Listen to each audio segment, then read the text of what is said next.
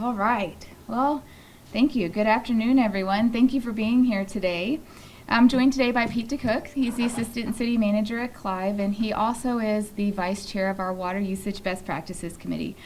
I'm very pleased to announce that we are lifting the Stage 3 of the lawn watering ban, and we're moving to Stage 2. Central Iowa Waterworks Board of Trustees passed a motion today to move from Stage 3 to Stage 2 of the water use plan. This is good news. This means that we are easing some of the restrictions on lawn watering and recreational use. So what does that mean?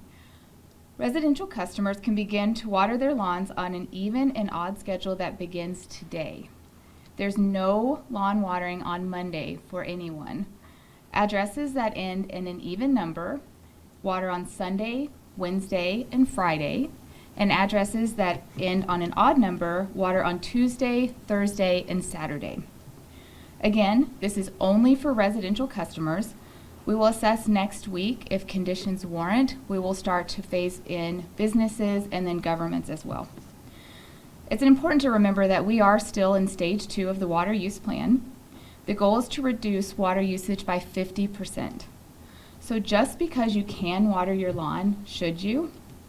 You likely do not need to water your lawn all 3 of the 3 days. Even when it's very hot, watering only 1 or 2 days is plenty to retain your lawn's health. Think half, think 50%, think conserve. It's important to remember that we must still conserve water and think about the impact our water use habits have on our community. This is our new normal. Water conservation must become a way of life. We are entering Stage 2 and easing restrictions in a sequenced manner. But this is a fluid situation, and based on several factors, we may need to revise it in the future. These factors include high demand and consumption, or issues related to source water, whether it's nitrate or algae. We were able to take these steps thanks to hundreds of thousands of users, both residential and commercial, who did their part to cut water usage over the past 23 days so our treatment system could continue to operate efficiently. We continue to see elevated nitrate levels in our source waters, but the conservation efforts helped the nitrate removal plants meet the demand for drinking water that meets all federal guidelines. I'm grateful for the continued partnership of our 12 member communities who make up Central Iowa Waterworks. I'd like to invite Pete DeCook to say a few words. Thank you, Tammy.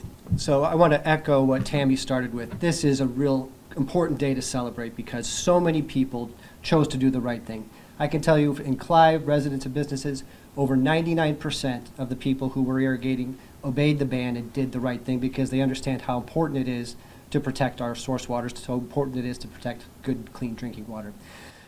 Now, we have to keep thinking where we're at in the game. I'll use a little World Cup analogy here. This is not the 90th minute. This may not even be halftime yet. But because we played well as a team in the first part of this game, if we stick with it, we're going to continue to get good results. So what does that mean? Well, specifically with your irrigation, do not set it and forget it. This is not the time to go back to just, oh, this is how it was set up before, because we need to have a conservation mindset so that we don't end up having to go back into another spot where we all don't want to be. But we've seen Clive residents, we've seen residents and businesses all over Central Iowa that are served by Central Iowa Waterworks do the right thing, and we're confident that they will again. Just a few examples. As part of the ban, cities are required to reach out to customers who have water going through their irrigation meter. So I've been making many phone calls, and overwhelmingly when I talk to people, they say, oh, I didn't know, I forgot, or maybe worse, they say, I did turn it off, but then we discovered that they had a leak. That's why we can't just go back to set it and forget it. You have to optimize those systems. This is the time to get the irrigation company out to say, this is the right way to set it up. Let's set it up with conservation in mind. This is the right time to go out and check for leaks. This is the right time to make sure you're not that guy who's watering your lawn, or your sidewalk or your driveway. We all have seen that guy. You don't want to be that guy. So again, I want to thank all of the residents of Clive, all the businesses in Clive, and then the broader region as well for doing the right thing. Let's stick with it, and we're going to get a win out of this. Thank you. So again, I want to thank all of you, the media, the reporters. I really want to thank you for your attention to accuracy in reporting this. We appreciate your care and concern for reporting it in a way that is clear and factual. That matters. We'll continue to monitor the system, and next week we will assess whether commercial customers can begin watering again on an even-odd schedule. If that's the case, we'll let you know. You can find the details on our website at CIWW.gov and on our social media channels on both Facebook and LinkedIn. Thank you so much again for coming today, and I'm happy to answer any questions you might have. Suzanne from KTCI. Tammy, at the meeting, I think it was Amy who said that the system is at 60% capacity right now. Is that correct? Did I hear that correctly? That's correct, yes. We're at a really good position and capacity for our system right now. And the threshold, can you just confirm, is 90% to go to a stage 3? Correct? Yes, so our water use plan has different triggers within it. One trigger is 90% capacity, but there are also other triggers like anything to do with source water quality, equipment malfunction, or any other technical qualification, yes. Just making sure I heard. Yes, that's correct. Yep. Can you explain a little bit more about why you guys decided to go from stage 3 to stage 2? What were the factors that led to that decision? So we've been really fortunate. Our source water has been improving over the last several days. We've seen the nitrate concentrations decline in our sources. We are still really cautious watching that. Things can change. That's one of the factors that could change and put us back into a place we don't want to be in. So right now we're really good on demand, as long as we can keep demand under control by watering on an even odd lawn watering schedule, not Monday, reduce that by 50%. And that nitrate concentration stays low. We don't have any other water quality challenges. We should be in a really good position. We've gotten some emails from folks and seen online concerns of businesses and parks watering while this residential lawn watering ban has been in place. Could you just talk on that? What regulations are for businesses and parks right now? So right now we're phasing in residential, so businesses and government agencies should not be watering right now. This is just for residential. No Mondays, even odd lawn watering schedule for residential properties. All others, we just need you to wait just a little bit longer while we continue to assess the situation. Would this still allow new sod that's been laid down to be watered? Like, are those provisions all still okay? And splash pads and those types of things? Yes, we're loosening up the water use plan. We're not tightening the reins on anything. So if you're playing in your splash pads and your community is running your splash pad, you could reach out to them to find out those hours of operations. But this impacts residential lawn watering. So homes can start watering. We'd like for you to do it at 50% reduction on even odd days, not on Mondays. But businesses and government agencies, we just need you to wait a little bit longer. And I know last year when the lawn watering ban was announced, you guys had mentioned that in the warmer months like the summer, nitrate levels do go up in the water sources. Are you guys worried about the extreme heat that we've been seeing, that we're going to continue to be seeing this week? So we tend to see nitrate go up with rainfall, with precipitation. So we'll be watching for that in the watershed. Right now, a primary takeaway is that algae tends to grow when it gets really warm. So nitrate goes down, but then algae goes up, which then can create another source water challenge for us. So same as we've been doing every day for the last 100 years, our teams are monitoring the source water situation, testing all day long at our plants, and making decisions based on those results. So as soon as we know something, you'll know something. Why no Monday? So a question I get often is, why not Monday? So Monday is a really high demand day for us.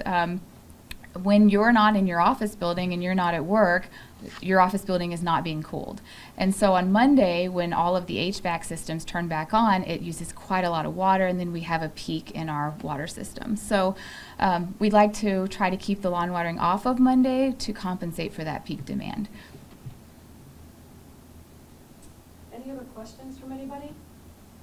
Sorry, Tam, could you just reiterate all the high-level points? I can get the specifics later, but.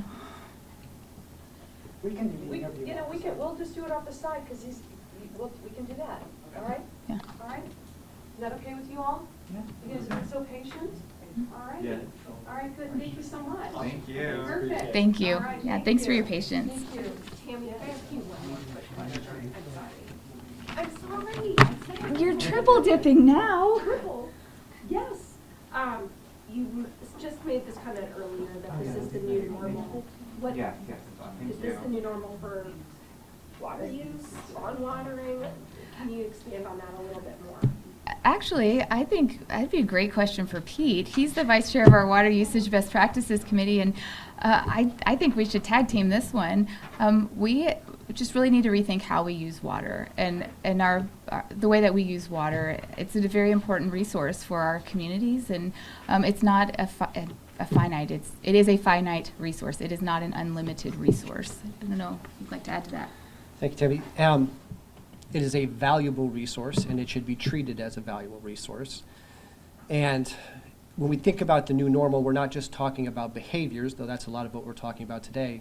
We're also talking about a very good plan that has actually just been approved by the Central Iowa Water Works Board to keep building additional capacity, because we are a growing community, and we want to make sure that we have the water that we need for all of these very important purposes, top among them being safe drinking water for essential purposes. But one of the best places, most effective places, cheapest places to go and find those gallons is by using the gallons we have today better than we are. And that means good conservation. That means thoughtfulness about how we prioritize how we use our water. And it also means us all looking out for each other a little bit. The lawn watering ban, I think, was effective and got such great compliance because we had a lot of neighbors talking to each other, sharing the news. And we'll need to keep doing that, because if you don't know that you've got a busted sprinkler head that's sending water down the sidewalk, and you're a neighbor and you see it, but you don't go tell your neighbor, well, we've missed an opportunity. It really does take people helping each other get up to speed on what the rules are, and then also keep adopting some of these best practices. Little changes inside the house and outside the house can make a huge difference. One that we're giving some special attention to right now has to do with smart irrigation controllers. We're actually getting ready to launch a pilot program to compare systems that are using the controllers against those that aren't, and also some predictive machine learning to see if we can get even smarter about the way that we irrigate. In that case, it's not a question of stop the irrigation, it is be smarter with the irrigation. There's huge opportunity for us there. That's going to be part of this new normal for Central Iowa.